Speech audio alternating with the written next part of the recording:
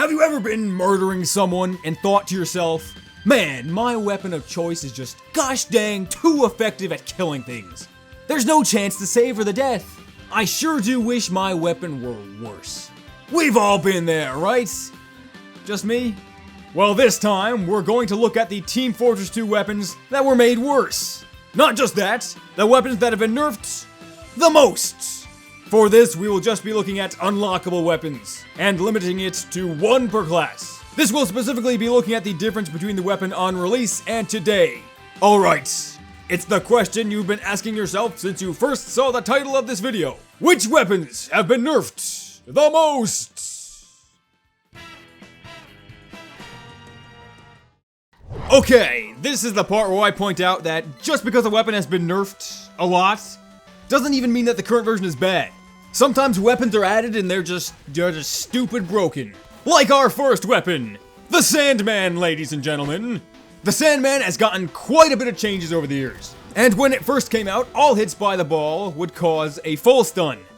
The duration would still be scaled with distance, but you'd be completely immobilized if you were hit. And if that wasn't enough, you could also do that to Ubered players. But even with all that, the first change it actually got was a buff. Like a day after it came out. The Sandman originally did half damage to enemies who were not stunned, and that was removed. But then they made it so that when you got stunned, you basically took half damage from everything. So you could completely stop someone's movement, but you would do less damage to them.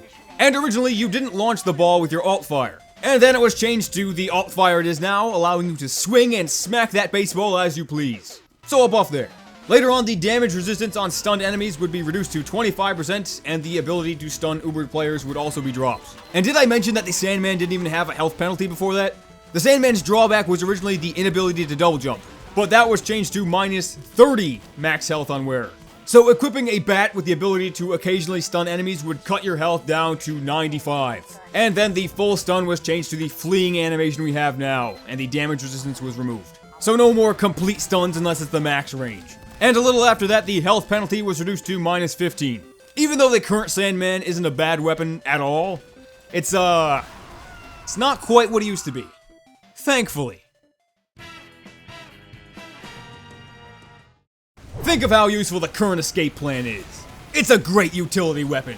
Now imagine if it was better in almost every way. And there you go, you got the original equalizer.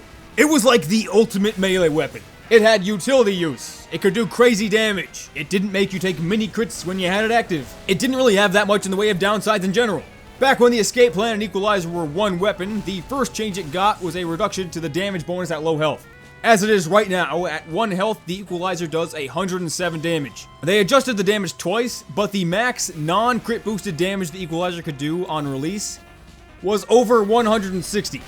Meaning a crit could one-shot a fully overhealed heavy. Then of course later on the speed bonus was removed and put on a separate weapon, the escape plan, making the equalizer significantly less useful. But the no healing from medics while active penalty was changed to minus 90% healing. That's kinda good, right?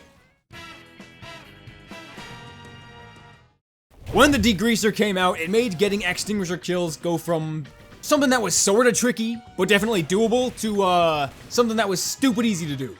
Or at the very least, significantly easier than doing it with stock. And at that time, there was almost no reason to run stock over the Degreaser. And to combat how powerful this combo was, I guess, they changed the Axtinguisher to only deal full crits versus burning enemies from behind, and just mini crits versus burning enemies from the front. It required a little more ambushing to be used effectively, but it was still good. And then Tough Break happened. The good news is that it can now crit from any direction again. The bad news is everything else. The 50% damage penalty against non-burning enemies was changed to a minus 33% damage penalty, meaning the crit damage against burning players was dropped from 195 to 131. And a 20% slower swing speed was also added. And of course, perhaps the most notable, the 75% slower deploy. With the addition of 2 new downsides and less crit damage, I think it's pretty safe to say the Axtinguisher was better before. When the Tide Turner came out, it put the Charge and Targe and the Splendid Screen to shame. It was everything you could want in a shield. Decent resistances, full turning control, all of your charge restored on kill, Seeing as how the Tide Turner dominated over the other two shields, it wasn't too long before it got nerfed, reducing the charge restored on charge and kill from the full 100% to 75%, and making it so that taking damage while charging also reduced your charge time by 3% per 1 point of damage. So losing just 20 health would remove 60% of your charge. That was a pretty huge downside. But that was later followed by a bunch of buffs. The amount of charge taken away from damage was reduced from 3 to 1 per point of damage. And self-damage and fall damage would no longer decrease your charge. And the 75% charge restored on charge kill was changed to only require a melee kill, meaning you no longer needed to be charging to gain your charge back. Well, that's all well and good, but it doesn't have a happy ending for the Tide Turner. Tough break happens. Again. That update in general nerfed Demo Knight as a whole, but the Tide Turner probably got it the worst. Its resistances were dropped from a respectable 25% to just 15%, and the Tide Turner now only gives mini crits on charge bash instead of full crits. That's a pretty huge downgrade. That's going from 3 times damage to just 1.35 times. The Tide Turner came out and it was super good, and then it got over nerfed, and then it got buffed back to being super good, and then it got over nerfed again. And that's where we are now. Maybe next time we try for something in the middle? Maybe? When the Tomislav came out, it had a 75% faster spin up for just a 20% slower firing speed. Okay, we're done here. That's all I need to say. But I'll say more. Within a week of coming out, that 75% faster was dropped to 40% faster. And then later on, that 40% faster was dropped to just 10% faster. You got two ends of the spectrum here, going from ridiculously fast spin up to an almost unnoticeable difference. Thankfully, this one does have a happy ending. That 10% was increased to 20%, and an accuracy bonus was added. And as good as the current Tomislav is, it's nowhere near as good as it was on release. Do you remember how much people used to complain about the Gunslinger? I mean, they still do, but not nearly to the same extent. And that's because of gunmetal. The update where the Gunslinger, more specifically the Mini Sentry, finally got taken down a peg. But even that came with its upsides. Mini Sentries originally could not be repaired at all, and now they can. And before that, the Mini Sentry's build speed couldn't be boosted by wrenches, but now they can. However, that did come at the cost of a slower base build. Basically, before the gunmetal update, the Mini Sentry built at almost the same rate normally as the current version does when you're punching it with the Gunslinger. And before that, Mini Sentries used to start construction with 100% health instead of 50%. The second you plop that Mini Sentry down, it had 100 health. And Mini Sentries no longer drop metal when they're destroyed. Basically, Mini Sentries built super fast on their own, always had full health when they started construction, and you could use the metal they dropped to help build a new one when that one got destroyed. It was kind of annoying. Engineer also has other weapons like the Wrangler and the Thompson that were nerfed fairly hard in their own ways, but I feel like the Gunslinger nerfs had a bigger impact. For a good while, the Blutsauger was effectively a straight upgrade over stock, with the only downside being, you guessed it, no random critical hits. But this was changed when the Medic as a class got buffed.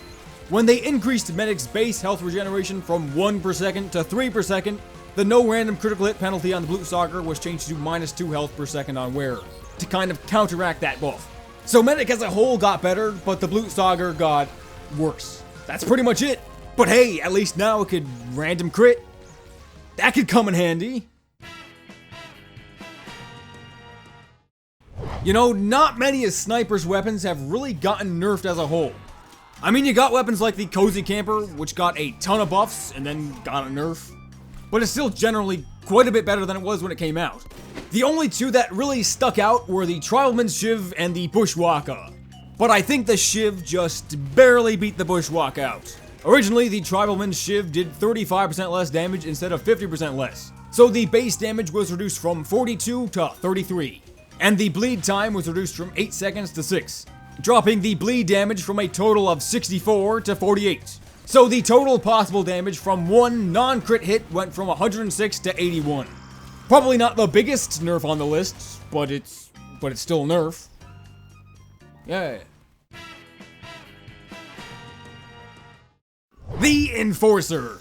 When this weapon first came out, it was a literal upgrade when used with the Dead Ringer.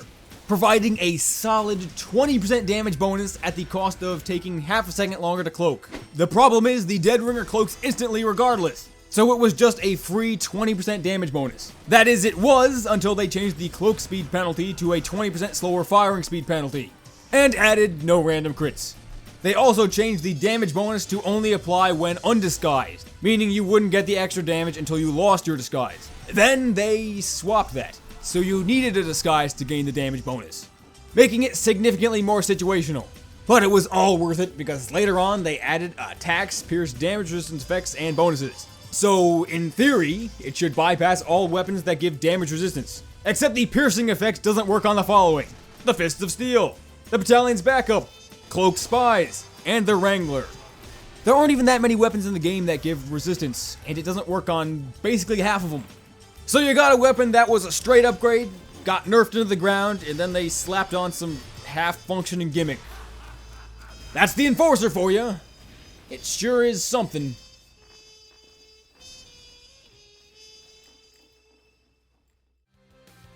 And there you go, that's what I got. Some classes' weapons have gotten it worse than others, and I mean some of these nerfs were pretty warranted, and I mean some classes just have more weapons to choose from in general, so I guess there's probably going to be more nerfs for certain classes. But if I had to put an order on it, I'd say something like this. Yeah, that seems about right. Those are more or less the most nerfed weapons for each class. As of right now, I mean it could change 3 days from now. And now you know. The most nerfed weapons. And knowing is half the battle. Now if you don't mind me, I'm gonna fade out into this background. Ooh, spooky. How does he do that?